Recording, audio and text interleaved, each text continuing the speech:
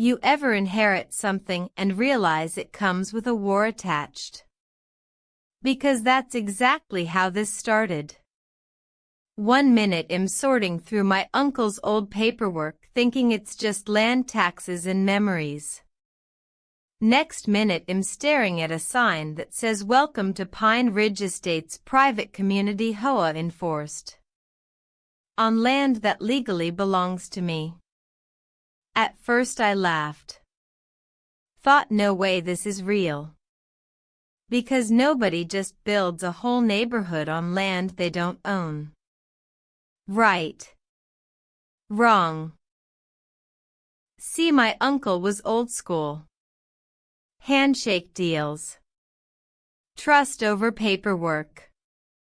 He let a developer cut roads through the land years ago, said it was temporary. Then life happened. He got sick. Developer vanished. And an HOA quietly took over like it was always theirs. And here is where you lean in. Because the scary part isn't that they were there. It's that nobody ever challenged it. I walked into that HOA meeting calm, respectful, paperwork in hand. They smiled like I was a kid asking permission. Told me this was settled history. Told me to be reasonable. That's when I knew something was off. People who are right don't talk like that. So I went to the county. Not angry. Not loud. Just curious. The clerk pulled up the parcel map. Zoomed out. Zoomed back in. And her face changed. She said, "Sir, this entire development is inside one parcel.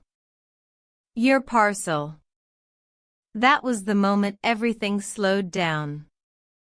Because suddenly this wasn't a misunderstanding. This was occupation. No sale. No easement. No transfer. Just years of confidence. Here is your first rehook. Because instead of backing off, they doubled down. They sent letters full of legal noise. Adverse possession. Community reliance. Basically saying we have been stealing this long, so now it's ours. Then they blocked the access road. Gated it. Keypad. No trespassing sign. On my land. I called the sheriff. HOA rep showed up cocky. Told the deputy I was trespassing. I handed over my deed. And the energy changed instantly. The deputy told them, "You might want to talk to a lawyer." And I could see it in their eyes. Fear. But fear makes people sloppy. They sent flyers to residents calling me an outside investor.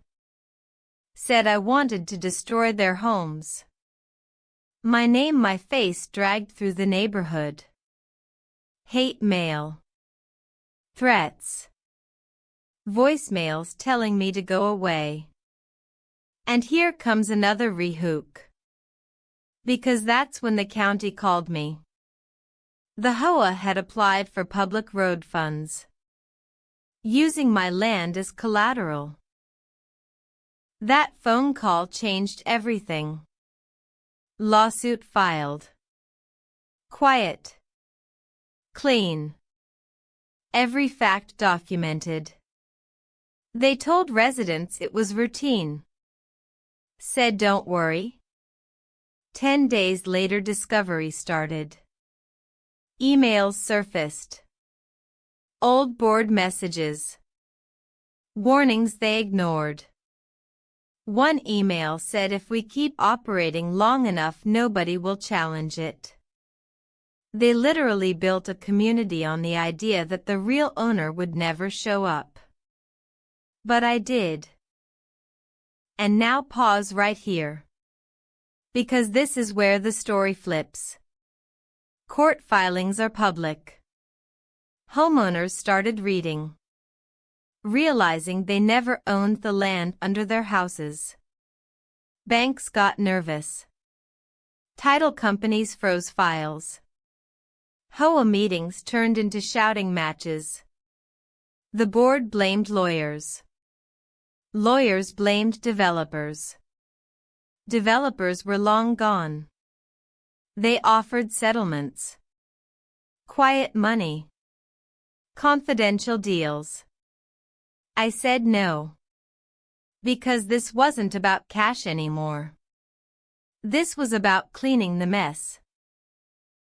County froze permits. Construction stopped. Property values locked in place. Residents were furious. And then something unexpected happened. They reached out to me. Not angry. Scared. They didn't know. They were misled. So I offered a real solution. Public. Transparent. Fair land purchases. Clean deeds. HOA board rejected it. Too much accountability. And that's when the judge saw everything. Emails. Ignored warnings. Rejected solutions. And the judge said something that ended it all. This court does not protect organized negligence. Operations suspended. Authority revoked. Accounts frozen. HOA collapsed in a single afternoon. President resigned. Board members disappeared. Lawyer walked. Now here is the rehook people don't expect. Nobody was evicted. Nobody lost their home. We worked with the county. Temporary management. Order, not chaos. Families bought land properly. Deeds corrected. Records fixed. And when the HOA vanished, so did the tension. Neighbors started talking again. Helping. Acting human. Because the problem was never the people. It was the system. The sign came down. That welcome sign. Gone. And I stood there looking at 1,500 acres. Finally honest again. Land isn't just dirt. It's history. It's freedom. And if you don't protect it, someone else will take it quietly. This is what happens when confidence meets paperwork. When silence meets truth. And that's how an HOA tried to squat on 1,500 acres.